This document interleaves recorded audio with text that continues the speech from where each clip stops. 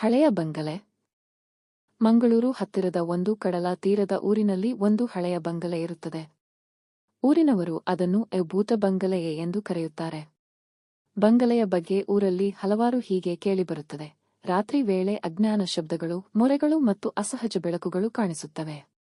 ಎಲ್ಲರಿಗೂ ಅಲ್ಲಿ ಹೋಗುವುದು ಭಯ. ಜಯಂತ್ ಎಂಬ ಯುವಕನು ಅತ್ಯಂತ ಧೈರ್ಯವಂತನು. ಅವನು ಊರಿನವರ ಮಾತುಗಳನ್ನು ನಂಬುವುದಿಲ್ಲ. ನಾನು ಭಯಪಡುವವನು ಅಲ್ಲ ಎಂದು ಹೆಮ್ಮೆಪಟ್ಟು ಆ ಬಂಗಲೆಗೆ ಹೋಗಲು ನಿರ್ಧರಿಸುತ್ತಾನೆ. ಟಾರ್ಚ್ ತೆಗೆದುಕೊಂಡು ರಾತ್ರಿ ಸಮಯದಲ್ಲಿ ಅಲ್ಲಿಗೆ ಹೊರಡುತ್ತಾನೆ. ಜಯಂತ್ ಬಂಗಲೆಯೊಳಗೆ ಕಾಲಿಡುತ್ತಾನೆ. ಎಲ್ಲೆಲ್ಲೂ ಧೂಳು, ಹಾಳಾದ ವಸ್ತುಗಳು, ಭೀಕರವಾದ ಮೌನ. ಮೆಟ್ಟಿಲುಗಳನ್ನು ಹತ್ತಿ ಮೇಲ್ಮಜಲಿಗೆ ಹೋಗುತ್ತಾನೆ. ಆಗ ಅನಕ್ ಅವನ ಹಿಂದೆ ಬಾಗಿಲು ಬಡಿದುಕೊಳ್ಳುತ್ತದೆ. ಆತನು ತಕ್ಷಣ ತಿರುಗಿ ನೋಡುತ್ತಾನೆ. ಜಯಂತ್ ಮುಂದೆ ಬಿಳಿ ಉಡುಪು ಧರಿಸಿದ್ದ ಮಹಿಳೆಯ ಪ್ರತ್ಯಕ್ಷವಾಗುತ್ತಾಳೆ. ಅವಳ ಮುಖ ಸ್ಪಷ್ಟವಿಲ್ಲ, ಆದರೆ ಕಣ್ಣುಗಳು ಕೆಂಪು ಮತ್ತು ಹೊಳಪಿನಿಂದ ಕೂಡಿವೆ. ಅವಳು ನಿಧಾನವಾಗಿ ಜಯಂತ್ ಕಡೆ ಬರುತ್ತಾಳೆ. ಜಯಂತ್ ಬಹಳ ಭಯದಿಂದ ಅಲ್ಲಿಂದ ಓಡಲು ಪ್ರಯತ್ನಿಸುತ್ತಾನೆ.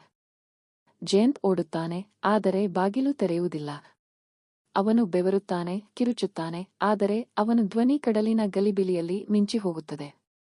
ನಂತರ ಅವನು ಎಲ್ಲಿ ಹೋದನು ಎಂಬುದು ಯಾರಿಗೂ ಗೊತ್ತಾಗದು. ಆತನು ನಾಪತ್ತೆಯಾಗುತ್ತಾನೆ. ಈ ಘಟನೆಯ ನಂತರ ಬಂಗಲೆಗೆ ಬಾಗಿಲಲ್ಲಿ ಒಂದು ಫಲಕ ಹಾಕಲಾಗುತ್ತದೆ. ಇಲ್ಲಿ ಕಾಲಿಟ್ಟವನು ಮರಳಿ ಬರುತ್ತಾನೆ ಎಂಬ ಖಾತರಿಯಿಲ್ಲ. ಇಂದಿಗೂ ರಾತ್ರಿ ಮೊರೆಗಳು, ಅಜ್ಞಾನ ಶಬ್ದಗಳು ಕೇಳಿಸಿಬರುತ್ತವೆ ಎಂದು ಊರಿನವರು ಹೇಳುತ್ತಾರೆ.